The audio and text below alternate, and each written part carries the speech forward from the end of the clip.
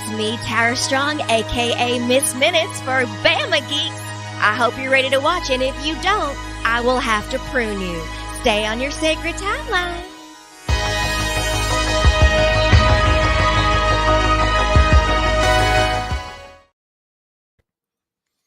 Oh, hello. Hello. Yes, once again, the inmates are running the asylum. Yes, as the mystery of this is the mystery. There's a this mystery. Stream is that Brock and Jess are not here, and they've let us run the show. So prepare for some craziness. Yes, well, we actually got the stream to start correctly. We did that Yes. good. And don't worry, we are not planning to do anything that will get us demonetized with either audio clips or old commercials and all that good stuff. We need to do that on like an official like Discord hangout or something one day. Yes. So Bo and I have been as everybody is, we come in here on Sunday evening. And we have Brock, and he's asked us like throughout the week, and he's like, "What do you guys want to talk about? What do we got going on?" And Bo and I came in here, and we were like, "Man, we just showed up. We don't know what's going on." So in his defense, he did say, "Hey, y'all guys should have a backup because they traveled over this weekend, so they be back here soon." Mm-hmm. Oh, let's see, I didn't see what's that. Oh, hey, we get game freakness there from YouTube. Yeah, we can talk that works. This is like we always do. What do we call our front porch episode? Not front porch. What is it? So we're going to be jawing on a little bit, yeah, with you guys. Tonight's going to be randomness. Yeah, it's like we could talk games and stuff, movies. Like I said, this is a open book because Jess and Brock had the more eventful weeks out of I guess the four of us. Well, you did a little bit more than I did, Kevin, but we've all kind of had a little bit going on here. Yeah. Well, we could definitely talk. I mean, Game Freakness, thank you very much. We can definitely let me write that down so I don't forget. We've got a list of things that we'd like to talk about as well. Obviously, we're coming up on Halloween, right? Halloween's just what, 2 weeks away, less than 2 weeks away at this point. Yeah. A little bit less than 2 weeks away at this point. As we're recording this video, of course, if you're on the live stream here, you're going to see this immediately. But yes, as we record, we're less than 2 weeks, so we also want to talk a little bit about Halloween decor and things like that. But both Bo and I go a little bit crazy on that too. Yeah. So, but we'll go ahead and we'll get all the official stuff. I know that I can't remember, of course. For all your information on us, for anywhere to find us, it's always BamaGeeks.com. And then if you're on the form of the social media, even though I know it's a fun place sometimes, but we try to be the positive part of it. You have Bama Geeks. I know that's everywhere on the of course, your YouTubes. If you're watching here, Twitch and X and all those fun places. Mm-hmm. And then, of course, if you are on the social medias on Facebook, the front porch is where we kind of post our stuff. We try to, it's kind of like our Facebook group where, hey, I saw this. This is cool. I think you guys could see it too. Share that out. Yeah. I mean, if you want to just create a Facebook account and then just bookmark going straight to front porch so that you can avoid everything else, then just do it. It's fine. That's not a bad idea. I need to do that in my bookmarks. Yeah, just bookmark the Bama Geek front porch, and just use Facebook specifically for that, since Facebook is for all of us Gen X and Boomers. Yeah, and you can create you an alias. Hey, as long as you find a way we know it's you, then And then of course the top supporters, as we do our news ticker down here. Of course, Jamie, Mike, Darnay, and Jack. Thank you guys. Yes, we greatly appreciate it as always. I will preface this, you probably already know this at this point, unless you're listening right now. We did not get you guys a member episode, mostly because Bo and I, admittedly, were scrambling. Yes, to get some content. We talked about that, just some content. We did a little philosophical talking, and yeah, it's all good. But yeah, all right. But you want to hit what you got written down first, or you want to go right out the gate here with what Game Freakness hit us with here? His favorite Halloween movie. Let's do it. I wouldn't know. Like, are we going like is a movie where it's Halloween directly, or you just want to say like a scary movie? Yeah. because I have to say, I kind of feel like scary movie, right? well, I mean, if you want to go with like favorite movie that's Halloween centric, the only one that's coming to mind right now, especially because I haven't watched it in years, but I'd say Trick or Treat. Yeah. Where that's which I'm surprised that hasn't got any kind of sequel. It still hasn't got any kind of sequel, did it? No. I don't think so. I was trying to think. I honestly don't know if I have a favorite, like, Per se. scary. I will say Bo and I were talking about this a little bit, and I don't know if everyone has seen this yet. I know Bo hasn't seen it, but at least this year, my favorite scary movie was Weapons. Yeah, like I said, everyone's been talking about, ranting and raving about it, and I need to watch it. It's because the reason it's the favorite is because it's kind of like it isn't just follow the pattern, you know. And also, is it current day, or does it take place in like the 80s or something like that? Does it? Or is it current day? Did it take place? That's a good question. Was there cell phones present in it? That's one way to tell if it. No. Okay. So yeah, it was a little bit. Yeah. It wasn't present day. I just thought of one. Okay. This scary movie. It's not the scariest, but it's one that I always think of anytime I get behind a log truck. Yes, everyone our age, has been there. If you're a 90s kid, Final Destination. I think that's 2. 2 is the one with the log truck, I believe. Yeah. Because wasn't it like the third one? Third one's when it scared everybody of roller coasters, because the opening sequence was roller coaster. And then there was one of them that had something to do with a NASCAR track where the state, the grandstand like messed up. I don't remember what that was. Yeah, whoever did the writing for those did a really good job coming up with stuff that was crazy. Yeah, but I mean, where I live in Alabama. I'm not too crazy far from a paper mill, so there are a lot of log trucks going in there because they put logs in there to make paper, like pulp for paper. So I run into those a lot, and every time I get behind one, I just kind of want to get around it because you think of Final Destination. So Final Destination, the series itself, maybe not all the movies. But I know the most recent one that just came out. Everyone's talking about it is really good. It was like it's supposed to be. I think it's supposed to be the ending to the series, or at least until the quest for more money. Yeah. I'd say, like, if we really want to talk like favorite horror movies, because the thing about it is I like horror movies, but I don't watch them that often, but I should watch them more. But one of mine, because it combines two, like, I guess scariness, but then sci-fi, but Event Horizon. You ever watched that one, Kevin? Yes. That was good. I saw that movie on a whim when I was a teenager. I want to say last year was the 30th anniversary of it. I know it was the 90s, so no, 30 years. No. Well, yeah, that might be right. I feel bad because I know I got the 4K through Screen Factory. Let's see. I want to see Event. I feel bad. As much as I love the movie, and then let's see, what year did this come out? 1997. So it was the 25th anniversary of it a couple years ago. Okay, that's when I got. So it's been a couple. We were solid teenagers then. Yeah. I will say this, like, I saw this movie and Spawn the same day. Really? Yes. So after this, I was like, you know what? This is a lot of. I think I'm good with the Hades evil bad stuff for one day. So that was good, Yeah. But no, I like it. Oh, go ahead.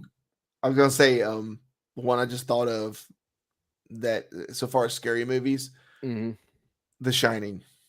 Shining's still a classic. Holds up good. And then it's not as popular, and it does have a lot more of a divisive opinion to it. But Dr. Sleep was also very. I still got to watch Dr. Sleep.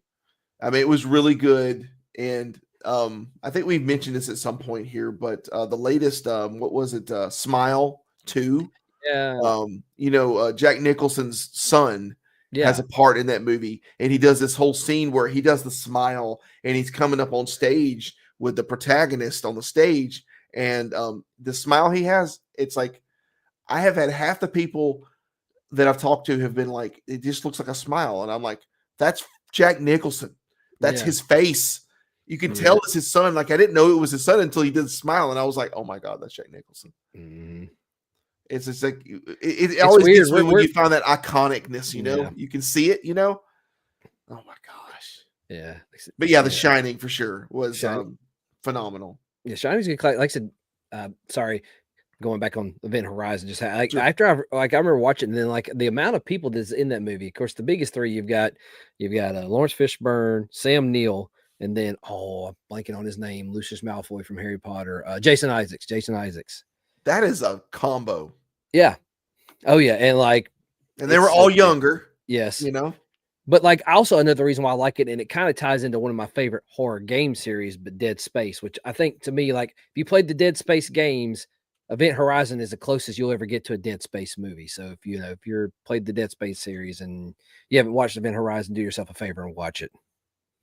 I need to rewatch that movie. It's been a long time since I've seen that movie. That's good. Like I said, a couple of years ago, Scream Factory did a thing. I got the 4K. It came with like a collector's poster. Like I like that movie. It's just one of the movies I watched and then I just enjoy it. It's so creepy and a lot of still good physical, all practical effects. And those hold up when they do practical. That's the one thing. Yeah, some of them don't age well, but I'll still take dated practical effects over dated computer effects. You know what I mean? Yes.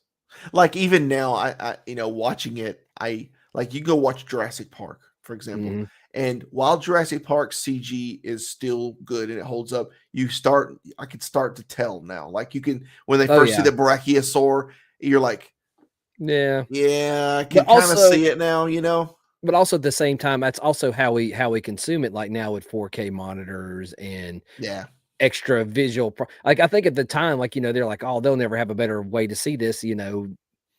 Like we're still watching movies with actual projectors. Like that's one of those little things I've noticed as I've got older that I used to always enjoy was going to the movie theater and looking for the little black dot that would pop up in the corner of movies where the film was about to be posted. It tells them to roll the other one. Yeah. Yes.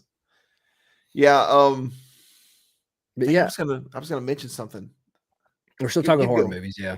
Like I know everyone rants and raves about the Terrifier series, and I know the guy play Art. It's from Alabama. Got to watch it eventually. You know what? I'm gonna be honest. I'm gonna get some hate for this probably. No, I didn't really like them that much. I think from what I understand, it's people who like a lot of the graphic type movies and seem to enjoy the Terrifier, which that's fine. Hey, whatever outlet you enjoy your movies, hey.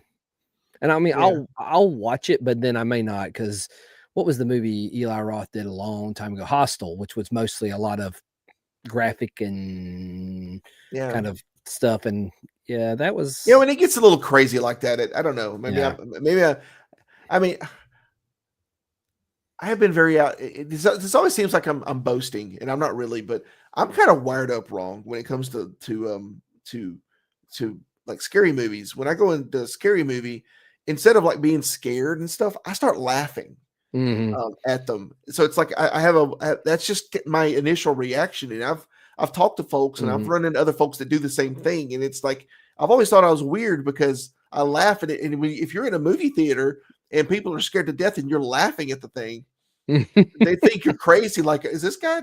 You're actually scarier than the movie. No crap. Like, what the hell is this? I was in the middle. I take a date to see Dr. Sleep, specifically because she didn't believe me when I told her, and we were in there, and it was getting to the part where they first encounter the gypsy caravan, and I know you haven't seen it, but and we find out what the gypsies are doing and things, and it just that movie doesn't get like crazy visceral, but there's some sections in it that are scary, and I would just start laughing, and she's like, "Oh my God, I'm terrified," and you're over here laughing, and I'm like, "Yeah, that's usually what everyone else's reaction is too." So it's just that's kind of how I gauge it. Like that's how scary things are. Like The Shining. I don't know when I developed the whole laughing thing, but like The Shining is one that would do that. And the thing is, like the Terrifier, it wasn't really that scary. It's just like you just said, Hostile. It wasn't scary. It was just kind of like just brutal. Yeah. And I know that's a genre. Yeah. The brutal. I guess when it comes to like horror or something scary for me, I like suspenseful, like something that's gonna keep me kind of wondering how are we going to survive this, how they're going to survive this. What's coming next? Where's it going to come from? I like a good old fashioned jump scare. Yeah. I mean, don't overdo it, but I like, and I guess like I like a messed up situation. It's kind of when like you kind of look back on like Texas Chainsaw and all that stuff where it's just like this is twisted and terrible. How are these characters going to survive this? That's once again, I think that may be a why I like Event Horizon because it is a very, very messed up situation of survival. When it has a really good, unique story. Yeah. Like, we like to joke about, the Alabama Hide and Creep movie that we watched last year. And, Brock likes to, because it had a little bit of frontal nudity at the very beginning of it. He didn't particularly prefer that. And I definitely would not recommend that as a family film. Yeah. For sure. Yeah. Hide and Creep is not going to be on. Don't show that after Hocus Pocus or anything. No. But it's difficult to find. I think it's still on Tubi, but it's one of those films where, the charm of it is it's kind of unique. The story they did something unique where it was a zombie invasion and a zombie apocalypse and an alien invasion at the same time. I like things like that where it may be treading on like a whole bunch of like TV and movie tropes to do it. Well, but they had fun with it. Yeah, well, the smallness of it makes it fun. Like I like it where like I said it was a local film and all that stuff. So I can go along with cheesy tropes because that works. Oh, what was the movie? Oh, that's you got me talking about like zombie movies and absurdity. Have you watched? I don't know if we talked. I don't know if we've talked about it, but is it The Dead Don't Die? So it's got Bill Murray and Bill Murray's in it. Oh, what was that movie? It was crud. It's a zombie movie, but Tilda Swanson. Like there's a lot of high profile people in it. I don't think I've seen it yet. You can do yourself a favor. It's a little. It's kind of like a Wes Anderson quirky type movie. Do yourself a favor and watch. I liked it. Okay. Adam Driver, Bill Murray. I haven't seen that. Yeah, you're watching. It's a little bit on. Get by me, man. What the heck?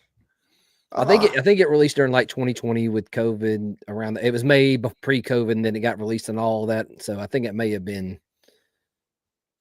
I will tell you guys, I may have mentioned this last year because this movie came out. This was totally off the wall. This came out in 2014.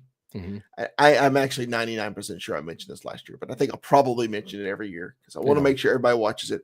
There is a film called A Girl Walks Home Alone at Night. And it is an Iranian-based film. So it's based in an Iranian town. So it is kind of if you're turned off to foreign language films, you're probably not going to like it as much. So you want to definitely turn on subtitles. But the whole premise is it's unique in that it's just a very unassuming small woman who she's a vampire, and she walks. That's exactly what it sounds like. She walks home alone at night because that's how she feeds. She is small and unassuming, and then men try to, take advantage of her, and it doesn't turn out well for them. So the film kind of develops out of that, and then you have other characters that interact with her, and it's like an invisible scare kind of thing, and just the way that it's written, it has an incredibly high tomato meter score. It's like 96%, I think, with just the satisfaction. It is an incredibly good movie. It's a good watch, and it's not even like arts. It's kind of artsy-ish, but at the same time, it's the same as I mentioned earlier. I look for movies, and I tend to get attracted to movies that have an actual their own story, and they're just not trying to, remake some other trope. Like a lot of our like for example, Nightmare on Elm Street. Attacking you through your dreams kind of thing. At some point it had been done, but at the same time, the way they did it was better and it was good. It was really, really good. But then you have movies that come after that where they do that too. And it just kind of, I don't know, to me, it just feels like it's tired and it's like, it's already been done.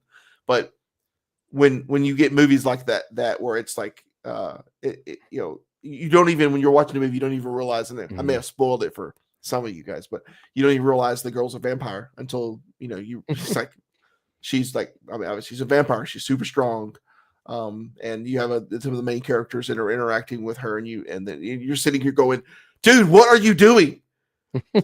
she's very obviously a vampire, and she's just it's one of those movies where you're just trying to. Let me think.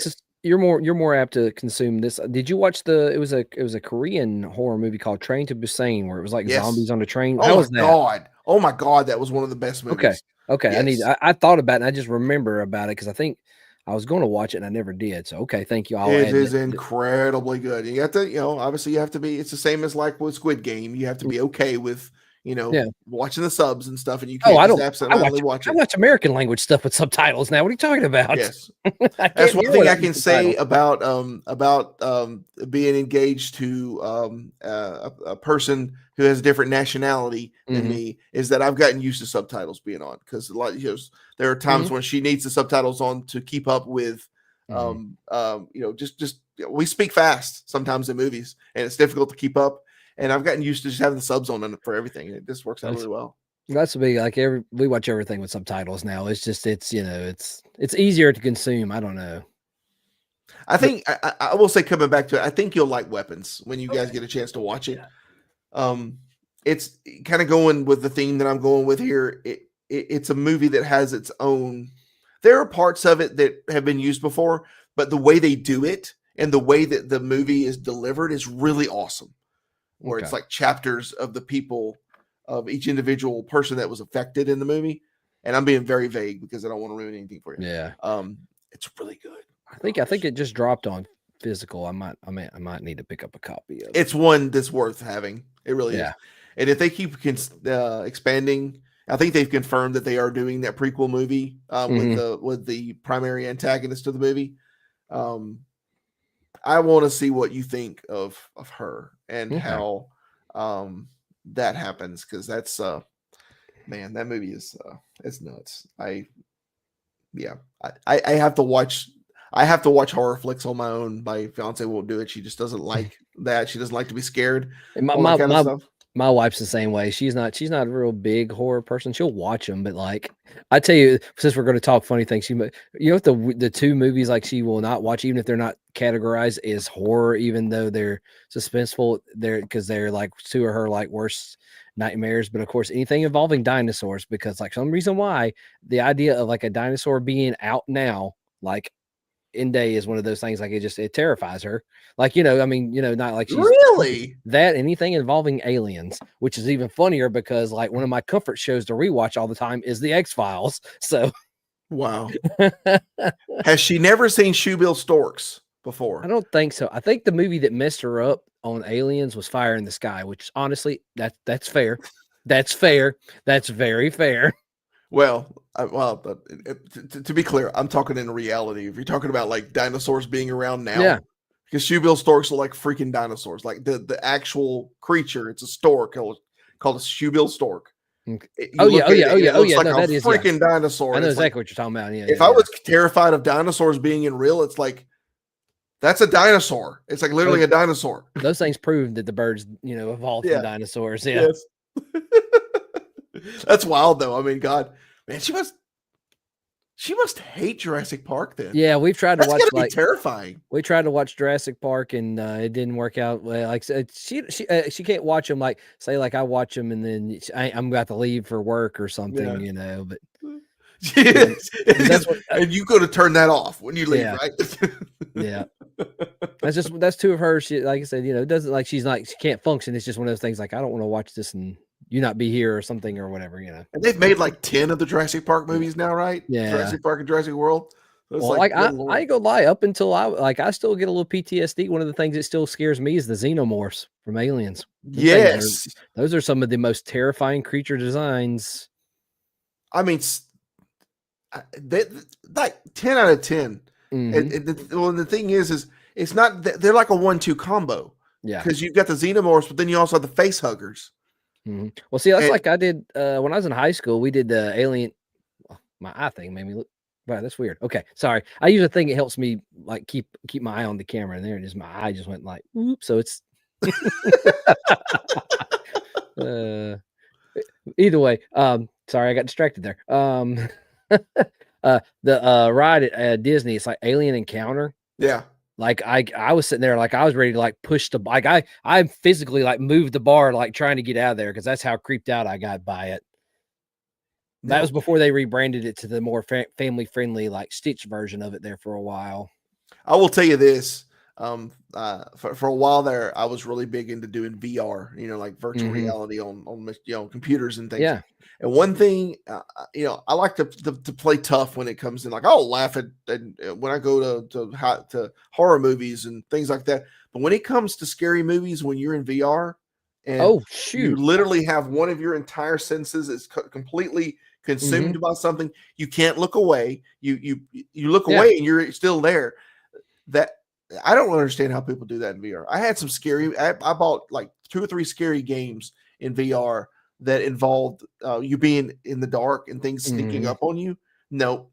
I just take it off and I'm like, no, I'm done. Well, see, that's where, like I said, I haven't consumed many horror movies, but I have consumed so many horror games. Like I love like scary horror games. Like I said, of course, I'm at Dead Space, like Dead Space, Resident Evil.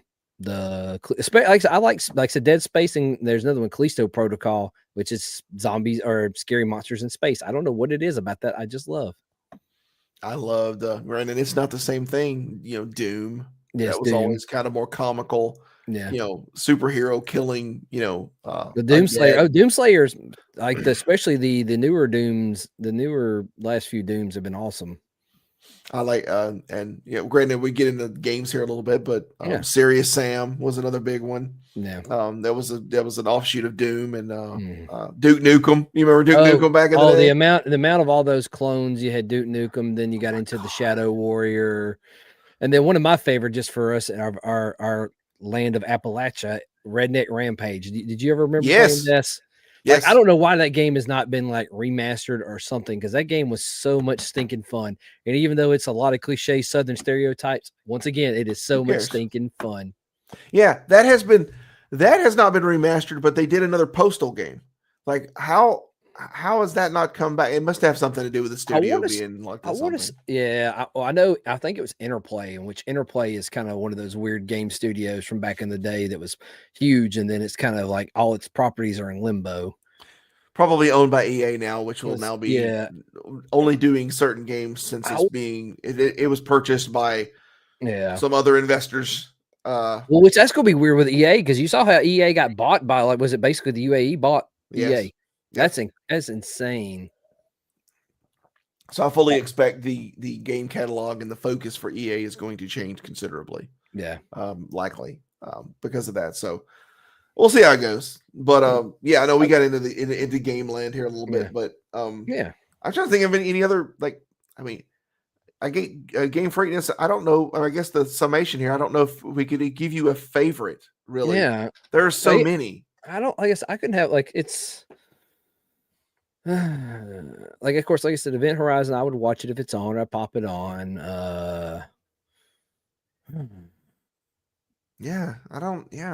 Then if you want to get into like scary or spooky or whatever, like, so I like the Frighteners. I like to pop the Frighteners in ever so often. That's just a good, it's more comedy. It's kind of along the lines of like Ghostbusters type thing. I like the Frighteners. I mean, Beetlejuice.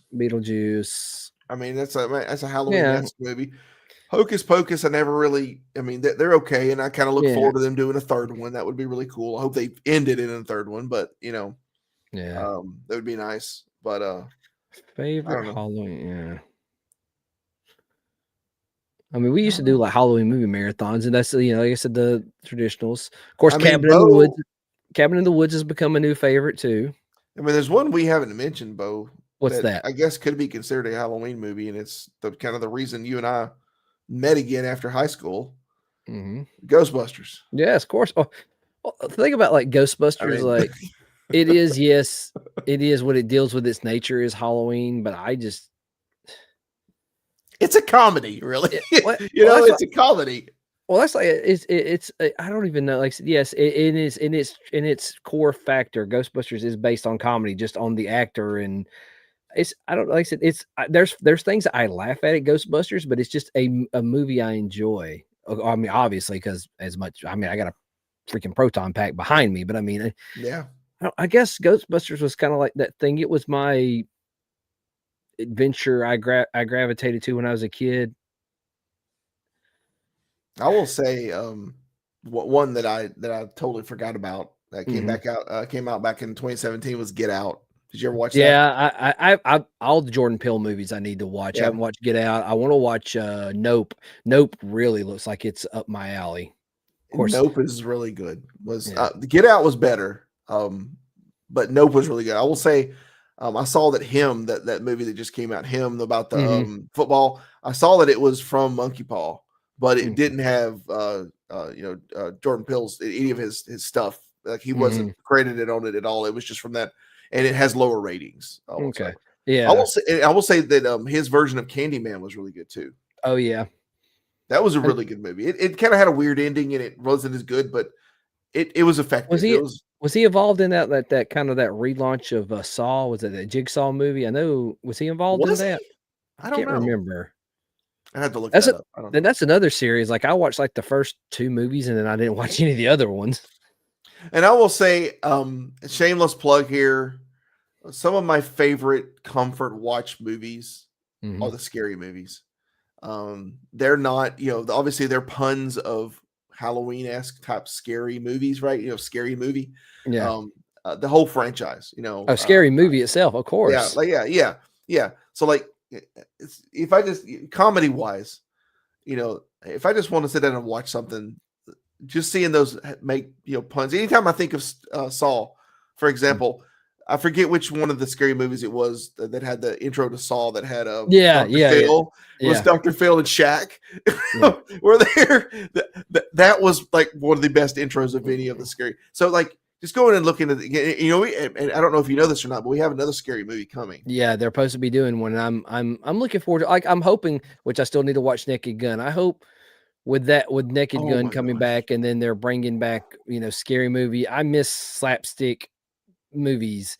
I think they got a little absurd and too ridiculous, and then modern day they just make a silly movie. I will. I have seen Naked Gun. I know we've talked about it just a little bit, but it is. I was worried Seth MacFarlane was going to Seth MacFarlane it too much.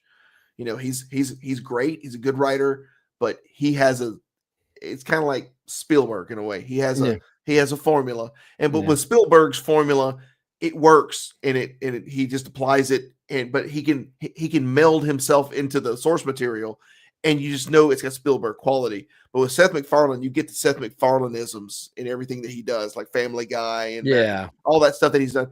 When he did this Naked Gun, his version, oh my God, it feels right. It feels right. You can definitely tell he did his research, and he probably rewrote the script several times to take himself out of it, but it was really good. It was really good. I think you'll love it. Oh yeah, like I said, it's weird. I'll go through, and I'll talk about movies, but I'll go through phases where I'll watch movies and then I'll go cold turkey and not watch a movie for a while. I'll play more games than I do watch movies, so that's right. I will tell everybody here, and I will shut up about Naked Gun. If you watch it, watch the credits. And I mean the actual credits of the people's names. Watch those, because there are so many like little Easter eggs in the credits. It's crazy. At one point, they even give out a Netflix password in the credits. So it's like, what? That's beautiful. That's beautiful. Oh man. So Game Freakness also asked us, did you do a Superman review? I think we did talk about Superman. I think we talked a little bit about Superman. We didn't do an in-depth review, but I think that will be one that Game Freakness, if you're listening, we can mention that one to Brock, and maybe we'll see if we can do a little bit more on it, maybe with our next one. Maybe do a next one, like because Peacemaker just wrapped up. We could talk about that next time go around. I got to catch up. I'm about halfway through the season, even though I know what things happen later on thanks to social media. But one of the good things about James Gunn is he's figured it out. Unlike some of the other DC heads, he's actually trying to build an interweaving story, go a la MCU. He's trying to make the DCU more like that. So he's actually using every single show, every single movie at his disposal. And granted, we're still early on, but you can still see the pieces of him pulling in things from the Snyderverse and actually just kind of making it work, because it doesn't work to just like deny that stuff exists. Just pull it in. Well, make it work. Well, the cool thing about it's there, like I said, what Marvel's doing now with this multiverse, where the multiverse is the core, the core of it now, or like, at least with his, it seems like, yeah, hey, the multiverse exists, but this is going on here. This is the main focus. Yeah. Yeah. It's like there's a spotlight, and it's Yeah. like, this is still going on, right? Yeah. Oh, yeah. No, But we're here's not where the spotlight's at. exactly. And then we're going to move the spotlight, and then we're going to move the spotlight. Yeah. Instead, and it's a bit of a different approach. I like it. I think, well, it's good. It allows, you don't have to do all the homework to enjoy it. That makes sense. You can jump in the middle of it and not have to worry about it too much. So, yeah. But we'll see if we can follow back up on that game frequency and see if we can do that. I think we had I had jotted down here at the very least. Yeah, let's get on that. About was you guys may not know this. You probably do if you have watched or listened to the podcast in the past. But both Bo and I like to decorate. We like to do Halloween decorations. Bo's getting a little further into it this year than he has in the past. So do you want to talk a little bit about what you've done? Well, my big thing is I'm fixing to get the picture pulled up here for it. Let me get my photos here, but let's see. You gotta pull out the photos. Yeah, I took a few. I was gonna set up the camera and do a delayed video, but like the way things were going, I was just like, no, let me go ahead and get it put up, because I'm not gonna lie, I did have an epic dad crash out at one point putting it together, and I didn't know if we wanted to have to edit out that part of it. So. Let me see. Let me get a few photos here that I will share. Where's my photos? All right, now here we go. Let's see. We were super prepared, guys. Oh yeah. Once again, this is it's. Let's see. We're gonna. I'll pull a couple of them out as well, and we're gonna show you guys just some decorations of some things that we've done. A lot of the things I did last year, but every year I build onto it and do a little bit more and a little bit more. I'll show you guys a handful of pictures. Let's see. All right, there. Yeah, okay, good. All right, Bo, you ready? Yeah, go ahead. Oh, you're talking to me? Go ahead. All right. Yeah. All right. Let's see. Present. Share. All right. Let me get mine up here. Of course. All right. There, like I said, yeah, kind of. You can see where I started. There's his feet, because like he's a tall, skelly boy. He's the 12-foot Home Depot skeleton. So there's his feet there. We kind of put him in there, and my wife wanted to look like he's coming out of the woods. He's right next to the driveway, so I was like, that's cool. He's at display, but he's not going to be like in the way the whole time. Then I started with his feet. Then I did there's his shins and his legs, and I think I don't know how much more. I think I took that one, then got distracted, and then then I got there's the hips. The crazy thing about this, you can put all this up together without kind of like it you by yourself, or it's sitting there. But then once you get the hips on there, you got to like lay it over. It even has instructions on the box to lay it on the box it came in. And then you apply the rest of it, because that's the tricky part. And then of course there's the last part of it. But what I wound up doing, I don't think it'll let me zoom in. I don't think so. I love that you got him in the woods. Like he's right on the edge of the woods. Like he's coming out of the woods. That's amazing. Yeah, and we've got some daylight dark lights on it right now. They're solar powered, but I'm eventually he actually has like eyes that'll move and blink, which is funny. Cool. We were talking about like how you could change him for the holidays. He actually has heart eyes, so that'll be good for when Valentine's Day comes around. So they knew what you were gonna do. They knew it. Yeah. Well, they know. But yeah, like I said, he's there. And also, like, around the center of his spine, I got a piece. There's a website called secureaskelly.com, and they make a lot of the supplies to like help secure him. But I only bought one piece, but it's a metal piece that goes on his spine and it overlaps. And what I did is I took some guide wire, like 100-pound test guide wire, and he's tethered to the trees, so he shouldn't fly forward. But then on his base around his feet, I didn't take a picture of it there, but on his base near his feet there, they're basically like trampoline spikes where they're down there where because it's going to, that's the other thing with him being close to the woods. He won't be in a direct wind. If the wind does blow, he's going to, at least have some shield, but he's got about 6 to 8 spikes in his feet. So he isn't going nowhere. We're going to have an actual like hurricane at our door for him to go anywhere. So But yeah, that was my big addition. We have our traditional blow ups. I'm going to do it next year. I was going to do it this year, but I do want a sign that either says like "Welcome to Raccoon City" or "Welcome to Silent Hill" in my yard. I want to do that. That's but once again, the gaming horror that's in me. So, but yeah, this guy's staying up all year. We're going to decorate him to the year accordingly. So, but that's for me on mine. Like I said, it took me about an hour and a half to put him together, but that was just me taking my time and one dad crash out and Sweet. So I don't have the 12-foot skeleton. Not yet. That's something I want to look into. I tend to do like generally one major purchase a year. Last year it was the groundbreaking skeleton from Costco, which I'll just jump right on in and show you guys my display. So this is looking at it from an angle. This is my full display. It might be a little bit for viewers at home or for listeners, viewers. For listeners, what I'm doing is I'm showing the full display of a Halloween display this year. So some of the biggest additions I had the singing pumpkin off to the side here last year. But I don't know if I actually showed my full display last year. The big centerpiece in my display is Ghostbusters. And I don't know how easily I can zoom in on this. Maybe we can see. Yeah, there we go. There we go. Yeah. All right. So you can see basically the way it works is I've got the 15-foot Stay Puft from HalloweenCostumes.com. This is why I've had so many different conversations and I've said so many things on past podcast about them doing the 33-foot and now the 50-foot version. Jeez. That guy right there, you talking about securing something down? He barely stands up the way he is. I had to actually add something to secure him to my house to keep him from falling over. I have no idea how the 50-foot version will even stay up. But those, I actually have all 4 Ghostbusters this year. In past years, I've had 3. This year, I have 4. So I have 4 streams. Those are just LED lights that are running up a guide wire. The guide wire is connected to my house. And as you see it here, it's static. But if you're like my poor neighbors across the street, it's like Vegas. It's flashing constantly and going between all the different colors. And then this year I picked up the Jimmy Trick or Treat Ecto. So I've got the full thing. I've got the Ectomobile as well. Nice. This year.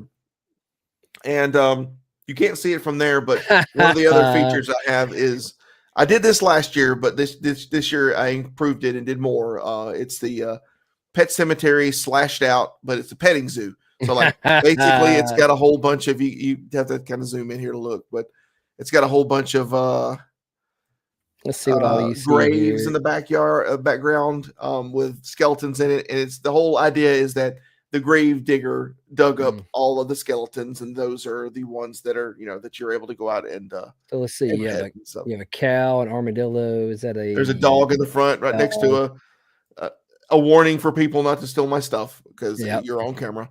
And then there's a snake back there. There's 2 dogs, a turtle, a cow. There is an armadillo, a cat. There's a big wolf dog. There is a duck with ducklings. Nice. Behind a big spider. There's a rat. I've gotten almost all the ones at Home Depot or not Home Depot, a Tractor Supply, except for the big one. I don't want to get the big one because it doesn't. It's like the big ostrich. It's like the big chicken. It doesn't look like it fits in there. So there's a house about a couple miles away from me. He's got the chicken. It looks cool, but I understand you want to keep everything somewhat. Yeah. So I've got the smaller chicken. But then you got your big skelly boy there behind you. Yeah, and I've got him as well. He's got new lights this year, so he's kind of illuminated green. He looks really cool, and kind of piggybacking off what Bo said, he stays up for Christmas.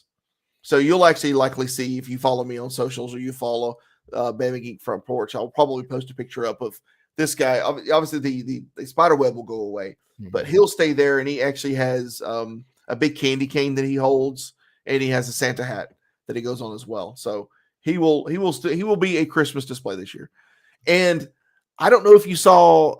Let me unshare this thing. This is where we continue talking.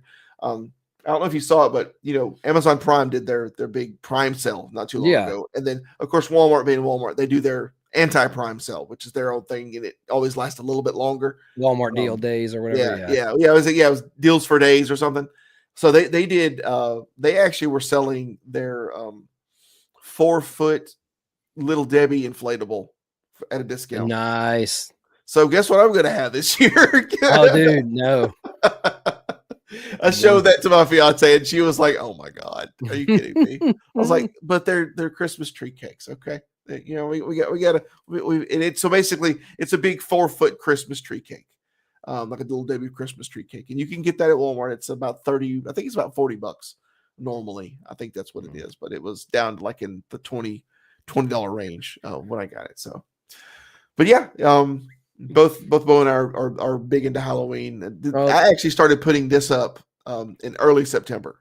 I normally my tradition is to put it in after I get back from Dragon Con, but like we had so much going on. Like I was like, oh, I'll do it next week, and then we had a couple things going on. So I was later. Like I said, it was we're not far from having our Halloween displays up. We did get some light. Well, of course, my wife, she likes to put the lights, and we've got some Halloween themed lights, and we got some you can change it where it's like the traditional Halloween colors of like a purple, orange, and green, but you can click a button on it. It can be solid color. So she put them up middle of September. So for all of September, we had orange lights on the front porch. So for kind of fall. Yeah. There you go. Let's see here. Oh, nice. Oh, you're working. Oh, so you're a filmmaker. Oh, cool. That's awesome, man. Yeah. Are you, since I guess you bring it, is it horror or what kind of genre are you looking to work at there? I mean, but while we're waiting on Game Freak, yeah. This year, I'd love to hear some what you guys think in the chat. This year, people have their opinions about this, but I think I was talking to Bo about this earlier. I think this year, as I'm taking down Halloween after Halloween, I'm just going to put Christmas up, which means I will be putting Christmas up before Thanksgiving. I would love to hear what folks think about that. I'm still traditionalist. Like I understand it. It's as for me being the person, I get it, but at the same time, I'm still, I don't know. It's got better. Oh, Christmas movie, nice. Okay, let's see what you said here. Christmas. There's a Christmas movie. I'm working on my next one right now, which is a mystery. Oh, nice. Well, I hope your endeavors on that is really awesome. I mean, we need more. Like, is it a Christmas movie or is it a Hallmark Christmas movie now? Now, there might be a little. Yeah, might be. Might have my feelings how you get your break. I'm happy for you, but I'm gonna say, I'm convinced that AI makes up that stuff. That makes up Hallmark movies. It just has like canned scripts. And there's Jessica there. They were, like I said, they were out of town. Well, if anyone ever finds themselves in Celebration, Florida during Halloween, you will see some. I saw some of your guys' pictures, which. Let's see. I don't know where y'all posted them at. I think it was on your reel. So that's something I can't share. And I don't want to share anything without giving out nothing too personal. So you guys we'll have to share that in the next time.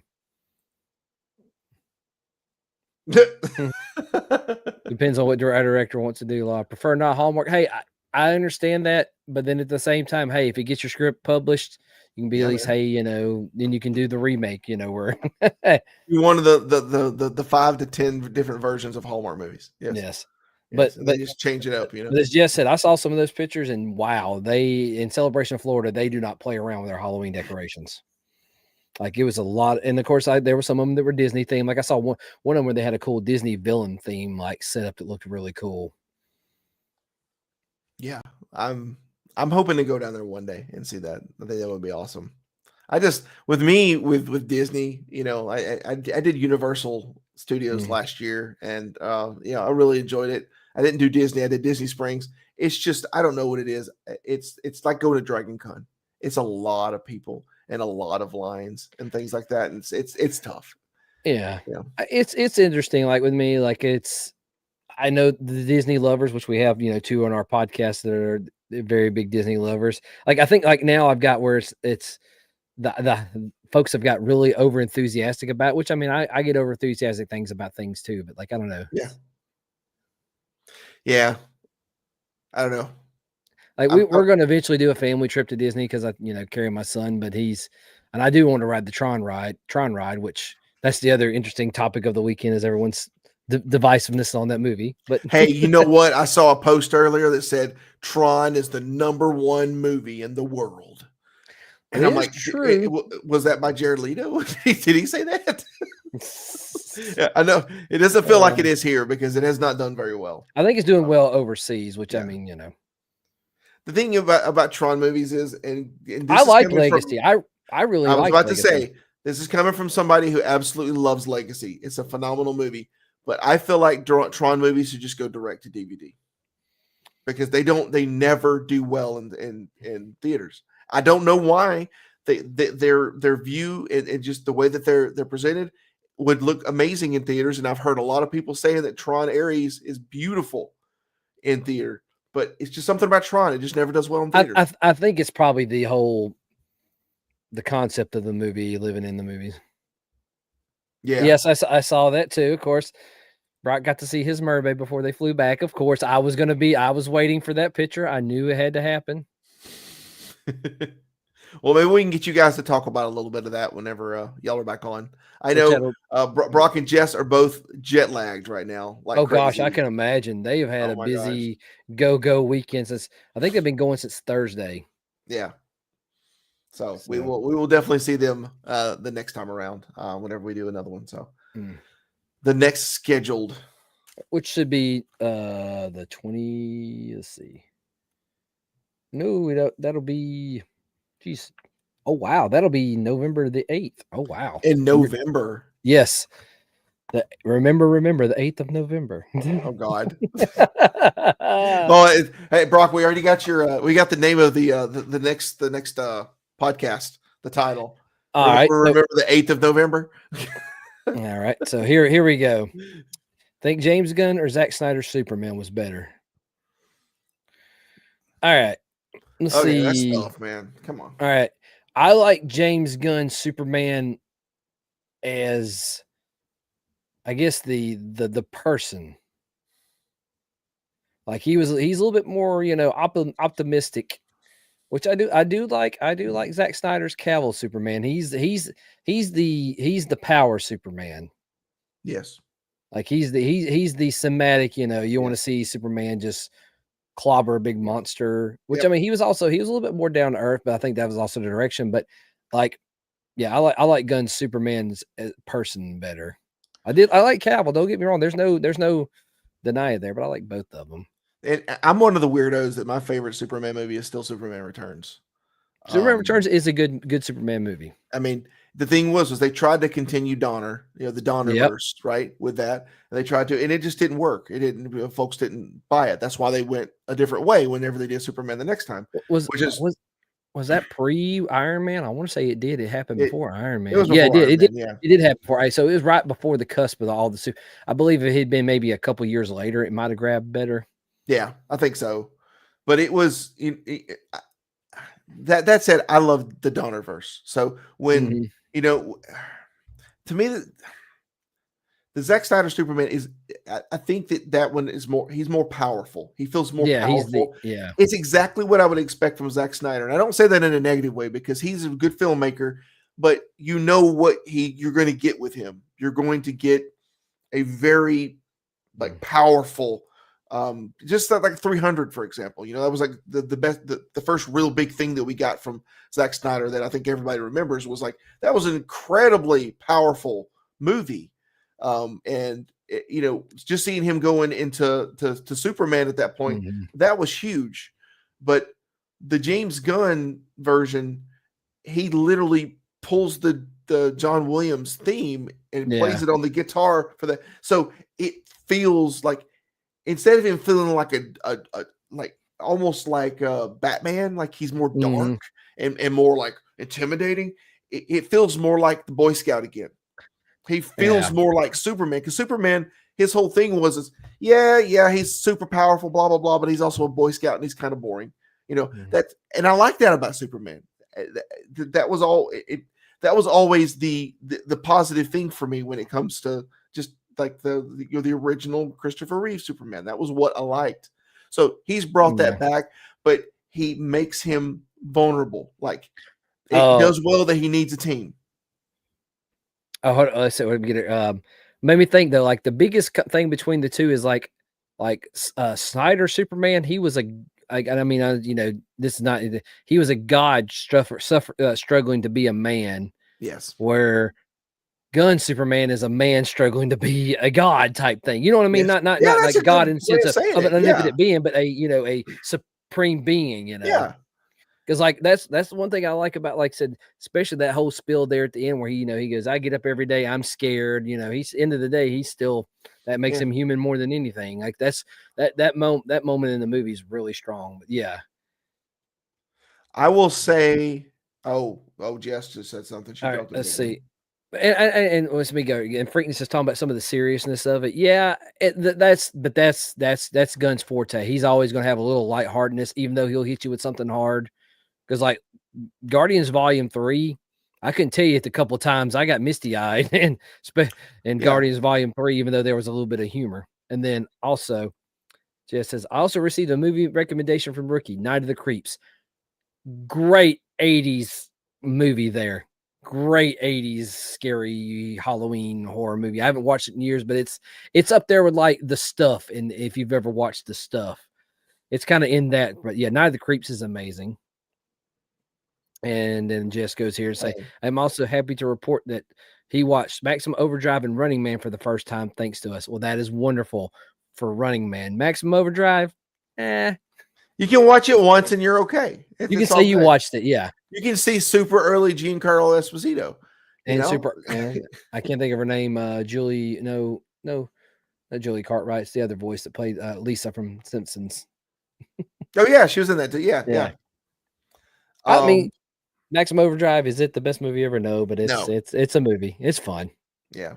I mean, it's one of those movies that if they rebooted it now, we would just all die instantly. As always, like my cliche, I like to say it is a product of its time.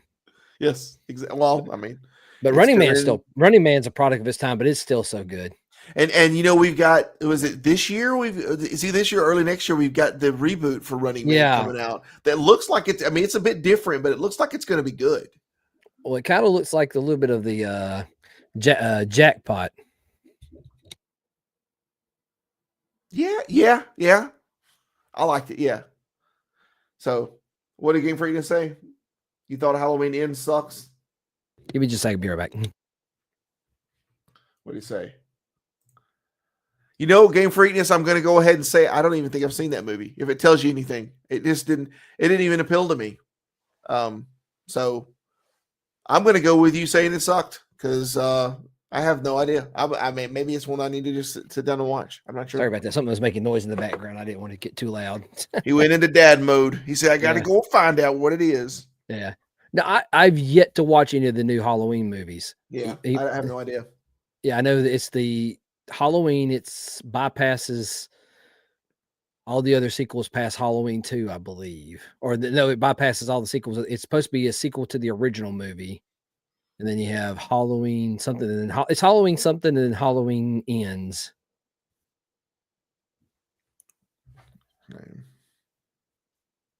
Oh, yeah, one thing I don't know if we ever hit on last time when we were talking about Superman. Mm-hmm. Who was your favorite Lex Luthor? Did we ask that? Did we talk about that? Did we? Because I remember, because obviously the big one comes up. Kevin Spacey. Regardless of your feelings on him, his Lex Luthor was really good. That is one of the strong points of that movie. I mean, yeah, your personal feelings on him aside. Yeah, the dude always, he never phones anything in. He's always brings his A game. Yeah, I can still watch a movie for that performance of a character, but still, still think, that the person that played them was bad, but I'm watching this movie. I mean, Gene Hackman's a good solid one. I mean, he's kind of the template in a way, when it comes to the movies, right? Because he was kind of the one who, I think a lot of us remembered as it was. Michael Rosenbaum was really good as well. Well, then, of course, if we want to talk about good Luthor, Clancy Brown from the animated Superman. Yes. Yep. Clancy Brown, his is great. Shoot. And then, of course, Nicholas Hoult in Gun Superman was really good. A lot of people didn't like him because he seems like he's too emotional, but I think it's You don't understand. People forget he hates Superman because he's everything he's not. Therefore Yes. he hates Superman. And he's very clear on that. It's Yeah, very, and his plan almost worked Mhm. in this. So it made him almost more comic book-esque in a way. Like his plan almost worked and he was foiled at the very last second. Yep. I don't know. I know that wasn't the best of answers there, but I don't know. I think that both I think both Gunn's Superman and the dark sepia tone Superman, they were both really good in their own way. I do feel like that it's good that we moved on and that we are back into a more Donnerverse style Superman. But I will tell you this, Game Freakness, if you're looking forward to the whole new DCU being more serious, it's not going to happen because next up we got Lanterns, right? Yeah. And Lanterns is going to be nuts. You talk about, I mean, just look at how that Fillion did that character. That show is going to be so full of F-bombs and craziness. It's gonna, it's going to be mostly humor. And see, I said you'd love to get on the podcast and talk with us. Well, I'll tell you, is aspiring director. Well, what we can do is I can tell you what you need to do is go to. Hold on, where's the dude? That's no. You're gonna pull a link. Go to BamaGeeks.com, and I want to say Brock has a thing on there for you go through there and you can apply or not really apply. It's submit your request to how to be part of it, which we'd love to have you on, man. Just kind of go on there and give you it kind of. I think it's like a couple questionnaires, one or two things. It's just a thing for a formal way so we can give everybody an equal opportunity to be part of the podcast. And if you want to, you can just hit the little microphone at the corner and then just talk. Yeah, you can also you can leave a voicemail. If you that's fine. Yeah, no judgment there. Yeah, no. We only put most people through the gauntlet, when it comes to, that. And it's just like I said, we want to make sure everybody has a fair, good chance to be part of it. But yeah, we'd love to have you on. We're always, always open for some guests. Yeah, and in all seriousness, for sure. Yeah. Shoot us a message. We'll vet you and make sure everything's good there. And all right, so I know we can get you on.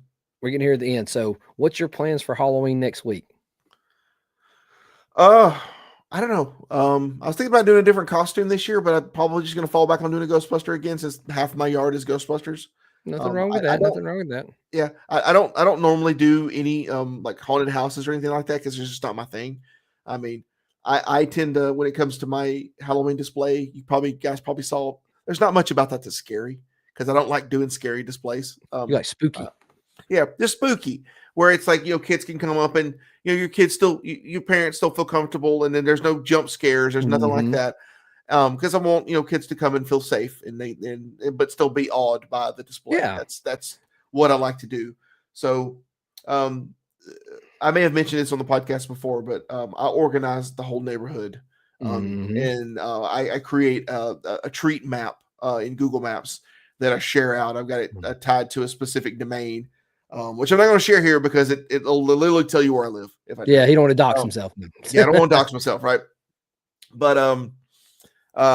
basically, I coordinate this with neighborhood, my entire neighborhood. Now we've got about 40 or 50 houses in our neighborhood now that will be doing trick or treating. I go and I pass out flyers that have QR codes to send you straight to the map. So if you come into our neighborhood, all you gotta do is scan it with your phone. It pops up, goes straight to the map, and lets you know exactly where to go to get treats and get tricks and things like that. So that's what I'll be doing for sure the week of is getting those flyers and getting those things out and just getting ready for it, man. It's on a Friday night this year, guys, so I'm going to be getting so pumped. It's going to be awesome. And game, you shouldn't have to fill out too much personal information on that, I believe. Like I said, just check the questionnaire for it. I need to look at it myself. I haven't looked at it. I know Brock's did a lot of the heavy lifting on setting up the website. So like I said, just fill out what information. I think it's mostly your email and one or two other things. Fill out what you're comfortable submitting. It's not a whole job resume. You're good. Yeah. And Game Freakness, if you're on Facebook, which I'm not going to fault you if you're not, that's fine. If you're on Facebook, just go find Bama Geeks and then just shoot the page a message. That'll be, I think that's sufficiently private enough. Yes. And just give us your information and we'll talk to you. Just let us know. We don't got to make it complicated. Yeah. And then Jess says she's going to stay. They're going to stay in watching movies after SmackDown, of course, Friday night spooky SmackDown.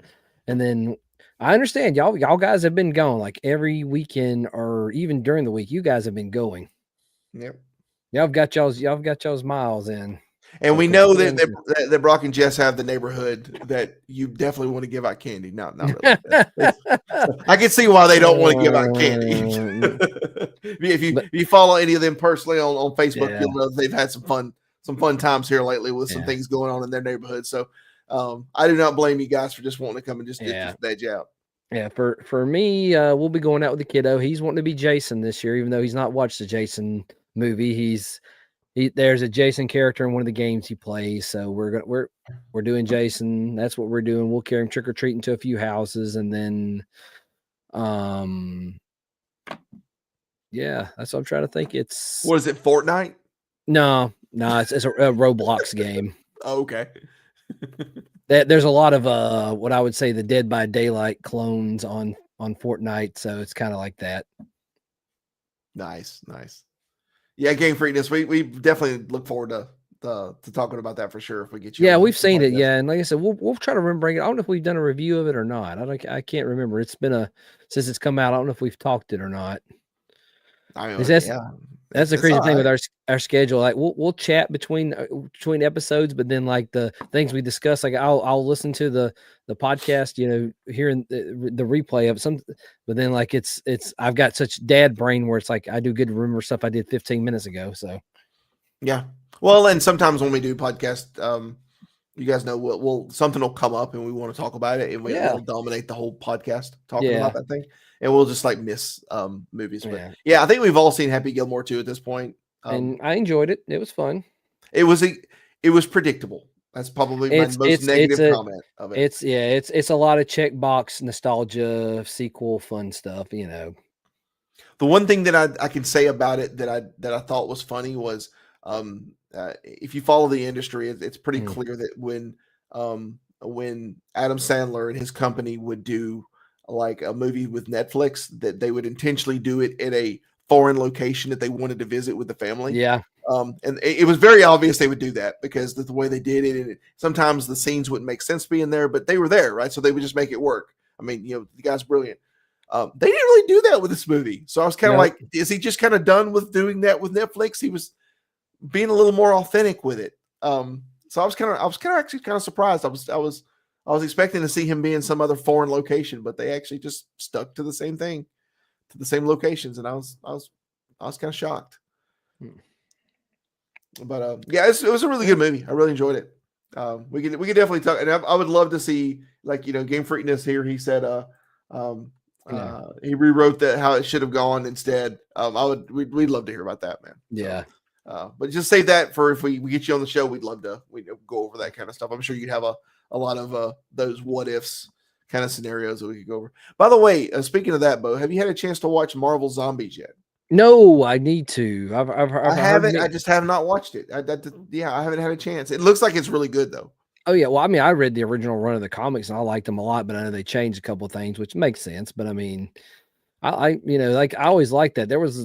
I like the whole concept as much as like I said, I like Marvel. I need to watch the Marvel Zombies. Yeah. Actually, honestly, I forgot about it. It's there's so much to consume now. It's hard to remember it all.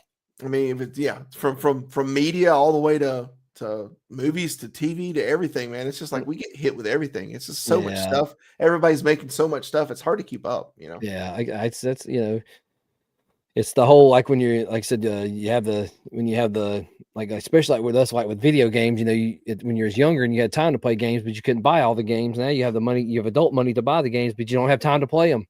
Yeah. And granted, we're going to age ourselves here a little bit, because we always do old Bama Geeks here, but when it comes to video games, I used to be able to sit down and play video games, and now I'll play it for a little bit and I'll be like, I could be doing something else. I'm just going to go do something else, and I'll get up and leave.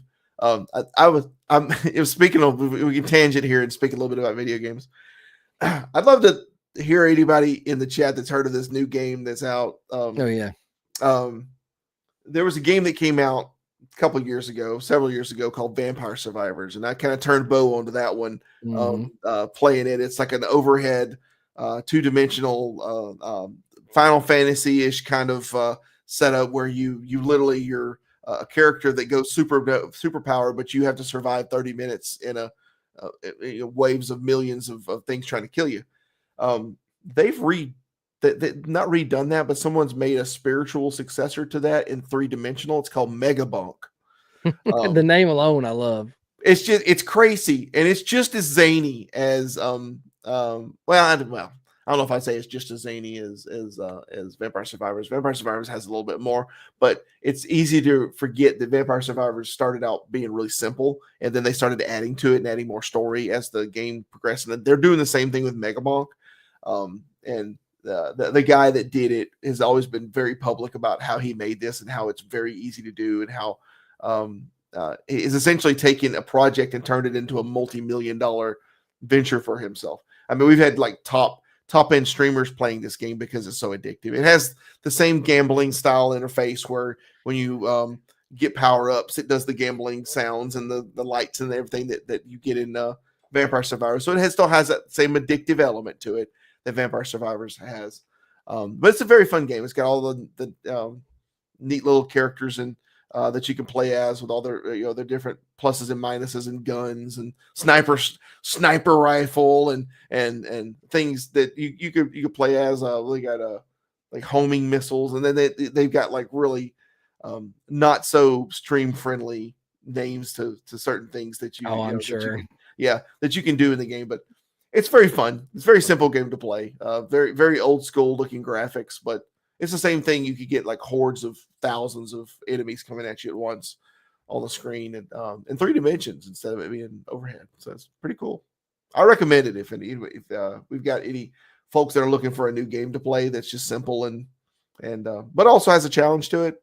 Megabonk. Try it. Stupid name, good game.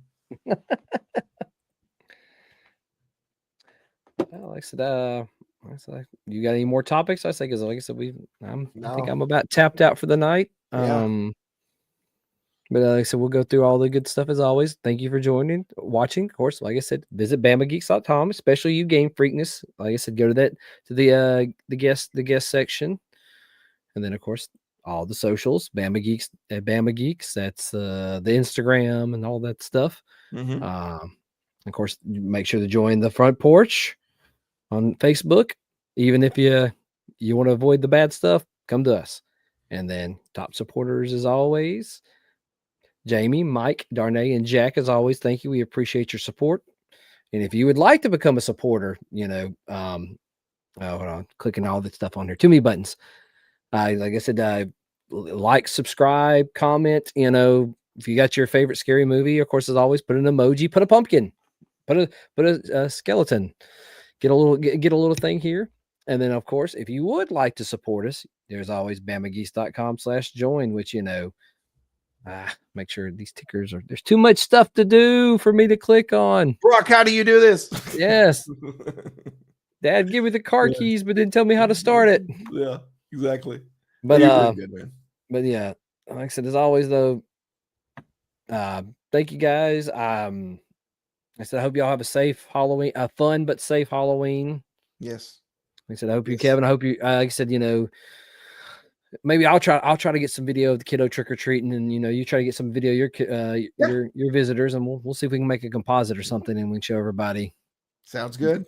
But as that's all I got. Like I said, unless you have anything else, then we will call it a night. All right, for Bo and for Kevin here.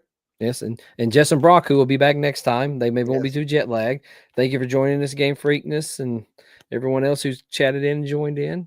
But we will see you next time. And I think I'm going to click the right button and it does it right. So we're going to find out. Bye, guys. See you guys.